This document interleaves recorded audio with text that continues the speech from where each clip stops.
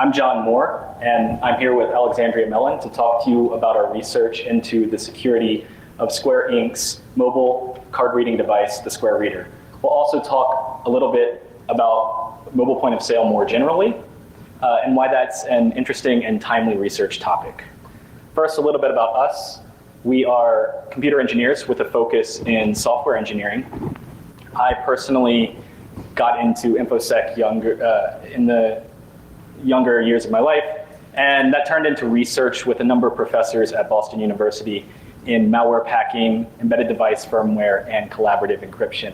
Alexandria runs her own iOS development company and also conducted research at BU.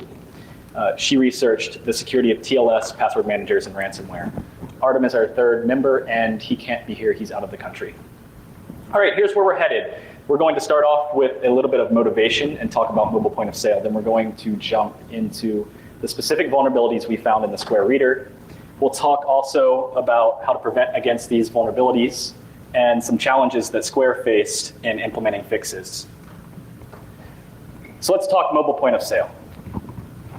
Mobile point of sale differs from traditional point of sale in a number of ways. We like to highlight three important differences, and we call these the 3 Cs. Mobile point of sale is compact, cheap, and compatible compared to traditional point of sale.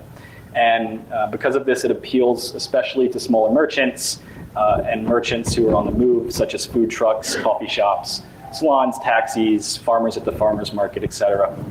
And a number of providers have recognized this is an interesting space with a lot of room for growth, and that includes Square, PayPal, Amazon, Groupon, Intuit, and some smaller providers as well. So why do I care about mobile point of sale, and why do I think that others should care? Well, we've seen a lot of new hardware and software coming out in the last 5, 6, 7 years, and it's compact, cheap, and compatible. So it faces challenges such as stricter size constraints, lower hardware budgets, and having to interface with phones that are usually used for purposes outside of transaction processing, in addition to transaction processing, which makes it harder to secure these new payment devices. And the hardware and software is coming from lots of different providers. It's not just Square, and each provider usually rolls their own solution to this problem. Also, the hardware and software is being rapidly adopted. We've seen a lot of growth in mobile point of sale market, and we'll talk about that in a second. But the kicker here is that these devices are handling sensitive credit card information of customers. And all of this combined together kind of creates this potential recipe for disaster. And that's why I think everyone should care about mobile point of sale. Square says that we protect your data like our business depends on it, because it does. This is a testament to the fact that the reputations and livelihoods of the provider companies depend on the security of their data. So the providers care, of course. The customers care. They don't want their credit card information stolen. And we as InfoSec professionals care because it's our job to secure these companies' data. All right, so we recognize the state of things, the state of the market and the potential here, and we decided to take a look. And why did we choose Square? Well, a couple of slides ago I said rapid adoption. Square is one of the largest providers that we've seen. It processes tens of billions of dollars that's US dollars, in transactions every year now, and upwards of 100 million in a single day. The company's valuation has increased 100-fold over the past 5 years or so, and they've processed over 1 billion transactions to date. At the same time, Square is not an easy target. They have a bug bounty program where they've closed a couple hundred bugs since its inception. And so we expect that given its size and its bug bounty program, that vulnerabilities we find in Square might easily apply to other providers. And furthermore, that vulnerabilities we find will impact a lot of people in the market. All right, so how exactly does the Square Reader work? In case you haven't seen it, it's the device you see here to the right. It's a dongle that plugs into your phone's audio port, and it has a magnetic head, just like you'll find in a tape player or tape recorder. When you run that head over the magnetic strip of a credit card, the varying magnetic field on that credit card stripe will produce a varying voltage across the leads of the head, which can then be decoded into bits that represent the credit card information. You can see here at the bottom a waveform from the beginning of a swipe. And it works very much like a microphone. It's just audio, essentially. And so by outputting that voltage to the microphone port, the Square Register app or another app can decode it into credit card information. Now, earlier models of the reader, the second version, and this is an unencrypted one, they contain no active components, no integrated circuits. So it's essentially a magnetic head connected directly to the headphone, the microphone input of a phone. And later models, in the middle is the version 3, or we call it the S3. These have active components that amplify and encrypt the signal. So the phone actually sees an encrypted version of the swipe, and the waveform is not coming directly from the magnetic head. And on the right is the S4, the most recent version of the Square Reader, and that's what we'll be talking a lot about today. All right, let's move on to discussing the actual vulnerabilities we found. I used the word unencrypted a couple of slides ago, and hopefully that raised a few red flags because these earlier models of the Square Reader are in fact insecure. If you are connecting a magnetic head directly to the microphone input of a phone, then the raw credit card information, those encoded bits, are going to be exposed to anything that can get in the middle of the headphone input and the official Square Register app and Square servers. So this includes anything listening in on the audio channel and also any apps that might impersonate the official Square app. And this is a problem that was pointed out to Square by a number of companies a while ago.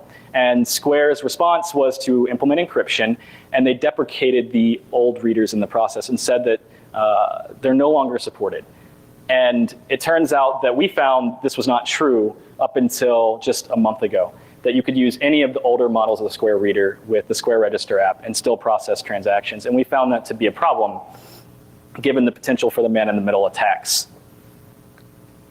All previous readers continue to be secure for daily use.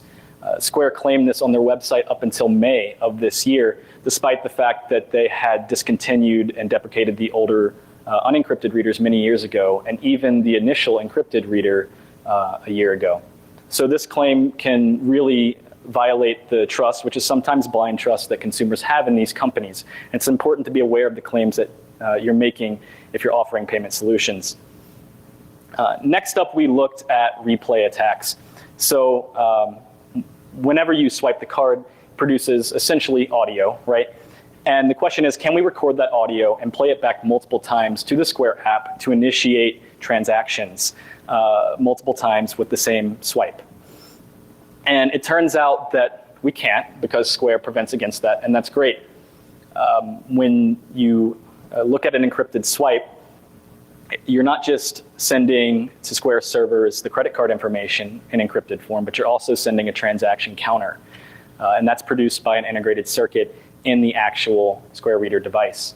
And the transaction counter increases with every single swipe for that reader, and it acts as sort of an identification number. And if Square servers see the same identification number twice, they'll deny the transaction. However, they're not taking things as far as they can, and there's still a little bit of insecurity here, because you can play back swipes to Square servers out of order. What I mean by that is I can record 50 swipes, and let's label them 1 through 50. And I can send all of those except swipe number 30 to Square servers. And then many weeks later, after I've processed an arbitrary number of transactions with Square and made even more swipes, I can play back swipe number 30 and initiate and complete a transaction for the credit card that made that swipe. And this is an issue because Square does have the information to stop this, but they're not. They know that they have an out-of-order transaction, but they're not preventing against that. And that allows a merchant to stockpile encrypted swipes and later use them to initiate delayed transactions, where they can charge a customer an arbitrary amount of money, even on a different Square Register account than the one that made the swipe, and use social engineering as necessary to carry out this attack. Now, we made an application that makes this attack a little more easy. It assists with it. It's a proof of concept. It's an iOS app with a web app, and it will record the extra swipes. It transmits them to a server, and it allows a merchant to play them back at a later time. So let me demo that right now. So I'm a merchant, and you come to me, you want to buy something, take your card, and I'll swipe it. And I'm talking to you, and then I'm going to open up the Square app and actually charge you for what you intended to buy. You think that the first swipe was just didn't register properly. And then a couple of weeks later, when you're not looking, I'm going to go back to my interface, and I'm going to use this special cable I've made to play back from the computer I have into the Square app, and I'll charge you for $1. Or, more than that. And there you go. It'll actually still allow the transaction. And we've tested this for many weeks after the swipe has actually been made, and after having taken a bunch of other swipes between the time that it was made and the time that we processed the transaction.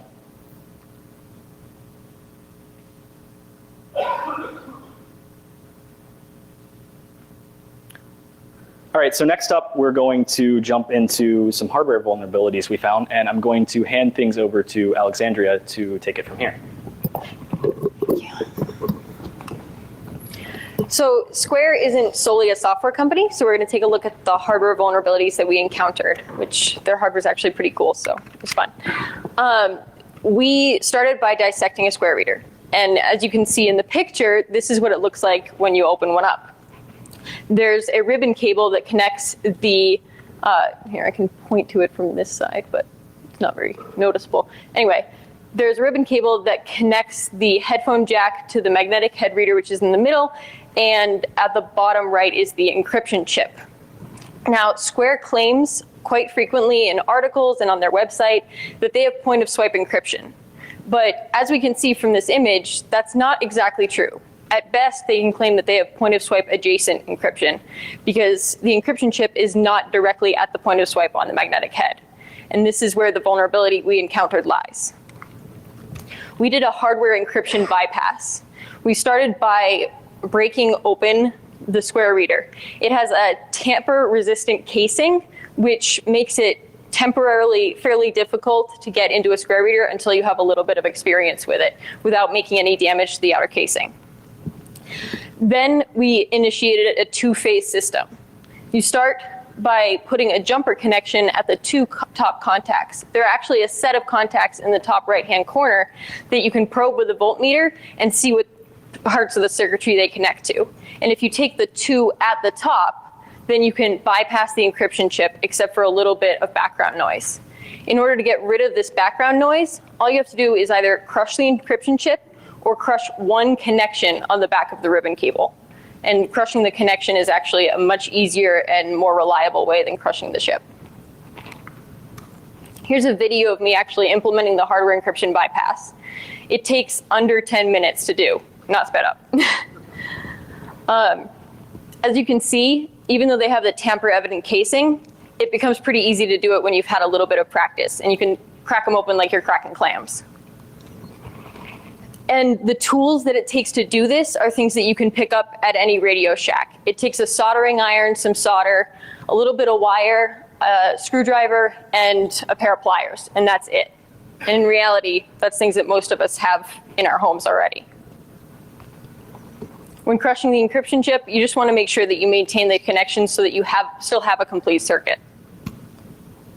And then all it takes is a little bit of super glue, you hold it together, and you're done.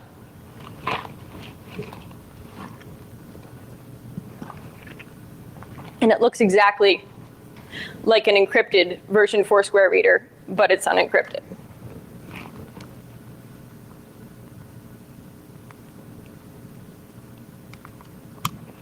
This is a figure showing the waveform from the Square reader in different stages during the hardware encryption bypass.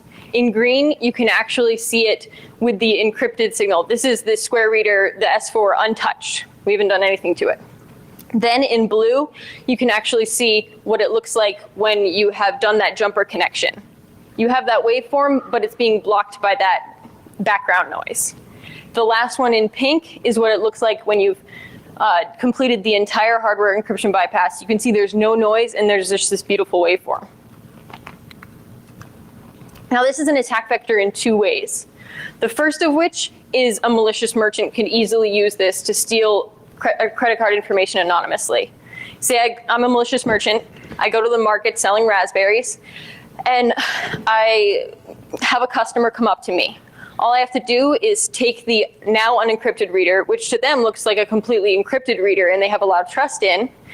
I swipe their card and they leave. And they get their raspberries and they have no idea that I've just stolen their credit card information. There's no record of it because I could even never, actually there are two ways of handling it, right? Because what Square has done is they've deprecated these readers now, in part due to our research. So the unencrypted ones. So there are two potential things for me to do after I've swiped their card and gotten their credit card information. First is I can pretend like I ran the transaction and they just get home and realize that I didn't actually charge them.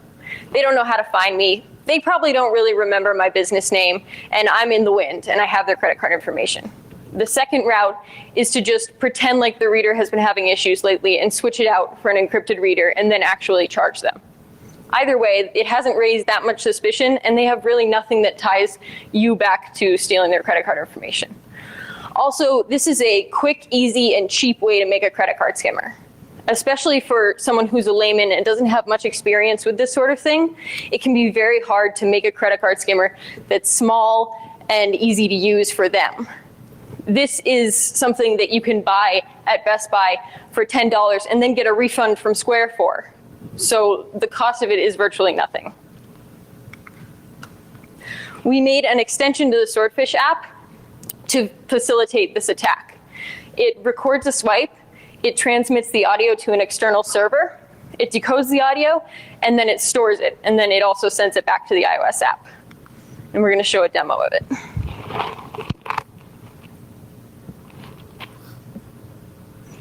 So here it is. A lot of you in the front row can probably see that it looks exactly like the latest model Square reader. Although we also have one up here where we implemented the hardware encryption bypass, but didn't put the cover back on if anyone's interested in seeing it up close after the talk. Here I have a card. I'm just going to switch to hardware encryption bypass and swipe it through. And there it is up on the web app. Keep in mind the number the credit card is old, so don't get any ideas. And we blanked out the number just for added security purposes.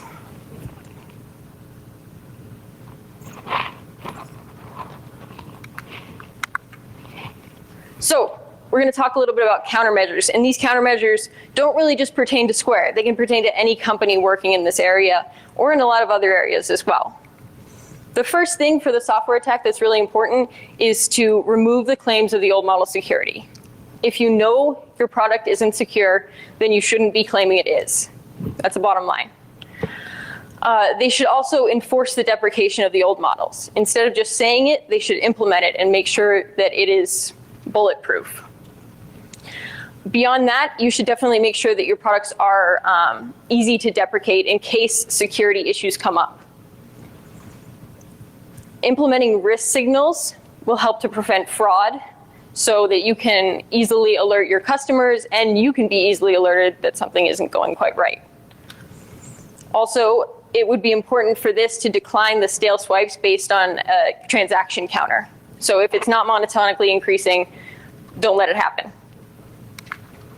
On the hardware side, again, enforce the deprecation. It's very important. It doesn't automatically resolve the issue, but it makes it a little bit harder, as we've seen, for a malicious merchant to utilize this tactic. Additionally, what would really help solve this problem 100% is just to move the encryption chip directly to the magnetic head and then pod it as an assembly. In that way, you wouldn't be able to crush the encryption chip or remove the encryption at all without destroying the magnetic head and making it useless. We disclosed these reports to Square in December of 2014 and received mixed results. On the software side, like I said, we reported it in December of 2014 and they triaged the issue and told us they had a transaction counter in January of 2015. They looked into recognizing the count out of order and denying those transactions, but found that it was difficult because multiple data centers can be hard to sync with race conditions. And also they have a special thing for merchants where they actually let them use the readers in offline transactions and with different Square Register accounts. So that can make it hard to make sure that they're monotonically increasing. They implemented all but one of the suggestions that we have made here, the declining stale swipes based on a counter. They removed the claims of the old model security in May, and then by July enforced the deprecation. They had implemented risk signals, but they're still not declining stale swipes. This is understandable on a minute-to-minute kind of basis, but when it gets to the point of weeks or months, it doesn't make as much sense and leaves open a huge security hole where, why exactly would a merchant need to play back a swipe after a month's time or 2 months' time? They probably want their money. The hardware side, we were not as fortunate. We're already aware of the possibility that someone might tamper with our readers in this way. This attack allows any malicious merchant to collect credit card information anonymously from their customers, using Square's best and latest equipment, yet, to the best of our knowledge, they have no plans to fix this issue. A few sound bites we hope you guys take away from the talk. We've identified software and hardware vulnerabilities that are separate attacks. And we really hope that you take away from it that mobile point of sale is a rapidly growing and really interesting area that has the potential for a lot of security vulnerabilities that have yet to be explored, especially as we start moving away from the magnetic stripe and into contactless payments. There are a lot of vulnerabilities to be explored there. I want to thank everyone for coming. A big thank you to Professor Ari Trachtenberg, who's in the audience today, for all of his support. And please complete the speaker feedback surveys.